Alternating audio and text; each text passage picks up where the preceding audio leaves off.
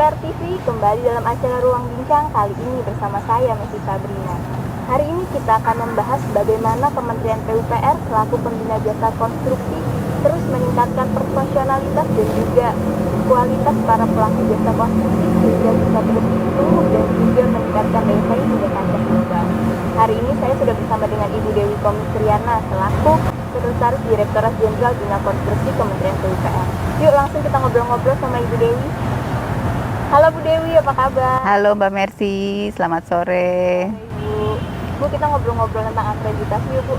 Nah, kan Kementerian PUPR sudah mengeluarkan Peraturan Menteri Nomor 10 Tahun 2020 ya Bu, tentang akreditasi Badan Usaha Jasa Konstruksi, Asosiasi Profesi Jasa Konstruksi dan juga Asosiasi Profesi terkait rantai pasok konstruksi.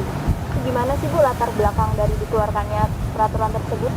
Oke, jadi Peraturan Menteri Nomor 10 Tahun 2020, Pasal 30 Undang-Undang Nomor 2 Tahun 2017 tentang jasa konstruksi, di mana di dalam undang-undang itu diamanatkan bahwa seluruh asosiasi, baik itu asosiasi badan usaha, asosiasi profesi maupun asosiasi rantai pasok, itu harus diakreditasi oleh kementerian. Dan nanti asosiasi yang telah terakreditasi itu mempunyai kewenangan untuk membentuk lembaga sertifikasi profesi dan lembaga sertifikasi badan usaha gitu Mbak. Bu, apa tujuan yang pengen dicapai dari adanya akreditasi ini ya Bu? Jadi gini, kalau sudah diakreditasi artinya kualitas dari suatu asosiasi itu akan memiliki standar yang sama. Tentunya ini tujuannya adalah bagaimana satu asosiasi itu memiliki standar kinerja yang sama, sehingga kita mengharapkan seluruh asosiasi ini bisa berjalan dengan profesional gitu ya, melakukan pembinaan kepada anggotanya, dan harapannya asosiasi ini standarnya ini bisa standar internasional Mbak gitu ya. Ini Bu, bisa diceritain nggak dengan langkah apa aja sih yang dilakukan pas saat akreditasi ini? Akreditasi ini sebetulnya tidak terlalu rumit ya prosesnya, tahapannya. Jadi satu akreditasi itu harus mengajukan permohonan, verifikasi dan validasi terhadap dokumen-dokumen yang mereka sampaikan. Kemudian kita langsung asosiasi yang sudah memenuhi seluruh persyaratan itu tentunya ini nanti akan diakreditasi melalui satu keputusan Menteri PU. Kalau asosiasi-asosiasi tersebut mau mendapatkan akreditasi itu kira-kira syaratnya apa aja ya yang harus mereka penuhi? Oke, syaratnya itu yang paling penting pertama adalah sebaran harus sesuai standar, ada minimalnya jumlahnya, kemudian jumlah anggotanya pun ada minimalnya, kemudian bagaimana proses pembinaan kepada anggotanya itu tentunya juga akan kita nilai karena itu merupakan salah satu tugas penting dari sebuah asosiasi. Kemudian sarana prasarana yang mendukung asosiasi itu untuk bekerja, itu juga menjadi salah satu kriteria penilaian kita. Kemudian pemenuhan terhadap persyaratan-persyaratan sesuai dengan ketentuan peraturan perundang-undangan dan bagaimana mereka melakukan musyawarah atau musyawarah nasional ya, itu juga merupakan salah satu yang menjadi kriteria penilaian bagaimana mereka memilih pengurus-pengurusnya yang secara demokratis. Itu Mbak, salah satu persyaratan-persyaratan yang utama. Nah, terus untuk proses akreditasinya tuh sekarang udah sampai mana? Sekarang ini sedang tahapan finalisasi. Jadi kami pengajuan permohonan sudah selesai, kemudian verifikasi dan validasi juga sudah selesai. Jadi tim Pokja yang terdiri dari Pokja akreditasi badan usaha, Pokja akreditasi profesi, kemudian Pokja akreditasi rantai pasok, rantai pasok itu sudah bekerja. Dan kemudian verifikasi validasi juga sudah kita lakukan. Ada yang kita memang harus melakukan peninjauan lapangan, ada yang tidak. Dan sekarang ini kami sudah mendapatkan hasilnya dan sedang diajukan untuk mendapatkan persetujuan dari Pak Menteri untuk selanjutnya ditetapkan dengan keputusan Menteri gitu. Harapannya sih minggu kedua bulan Agustus ini bisa ditetapkan keputusan menterinya. Ini kan terkait kementerian pasti kan butuh komunikasi publik ya, masyarakat juga berhak tahu untuk step-stepnya atau prosesnya sudah sampai mana. Nah, kalau ada masyarakat yang ingin tahu Bu tentang akreditasi ini bisa memperoleh informasi di mana? Kami sudah muat di dalam akreditasi asosiasi.pu.go.id sehingga masyarakat bisa secara mudah mengakses seluruh data-datanya. Bahkan asosiasi yang mengajukan akreditasinya pun itu sudah bisa melihat hasilnya. Ternyata cara-caranya tadi nggak terlalu sulit ya Bu ya untuk bisa daftar akreditasi ini?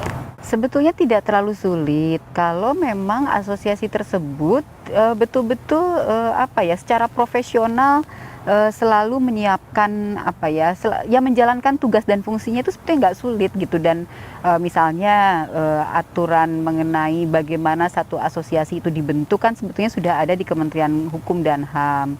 Jadi kalau asosiasi itu benar-benar profesional harusnya tidak sulit sama sekali. Untuk sekarang ini Bu, sudah sampai tahap apa ya proses akreditasi itu?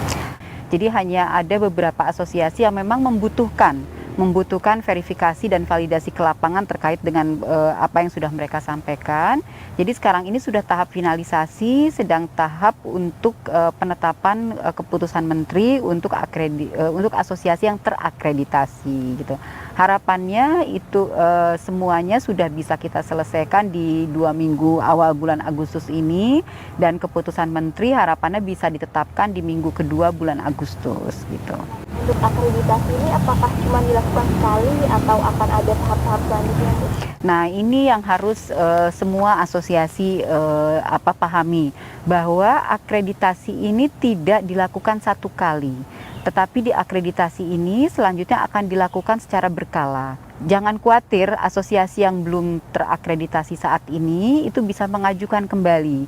Dan semuanya ini akan kita jelaskan secara transparan mengapa tahapan pertama ini mereka belum lulus. Nanti apa-apa yang syarat yang belum terpenuhi akan kita jelaskan, dan semuanya akan bisa diakses melalui akreditasi jakon.pu.go.id. Jadi asosiasi yang belum lulus bisa kembali menyiapkan diri lagi, apa-apa yang belum sesuai persyaratan mereka sempurnakan kembali, dan nanti mereka ajukan lagi setelah LPJK yang baru terbentuk gitu. Prosesnya transparan banget ya Bu ya? Prosesnya sangat transparan, betul, dan itu nanti akan secara berkala dilakukan setiap 4 bulan sekali oleh LPJK gitu.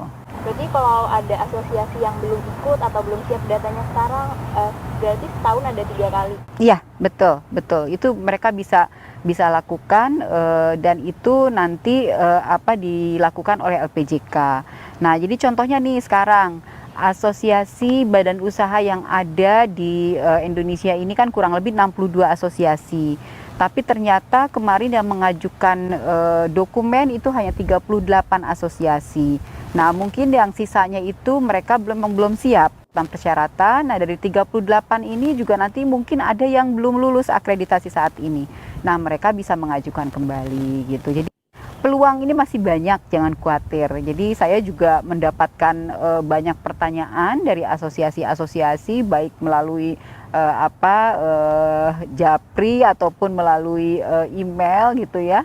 Nah, ini menanyakan apakah akreditasi ini hanya akan dilakukan sekali. Nah, ini sekali lagi saya ingatkan bahwa akreditasi ini tidak hanya satu kali, tapi akan dilakukan secara berkala. Seringkali asosiasi ini tidak menyampaikan dokumennya secara lengkap. Ada misalnya mereka mendeklar bahwa mereka sebagai asosiasi non cabang. Tapi kemudian ternyata di lapangan kondisinya mereka ini ternyata bercabang gitu. Inkonsistensi data yang disampaikan itu banyak sekali.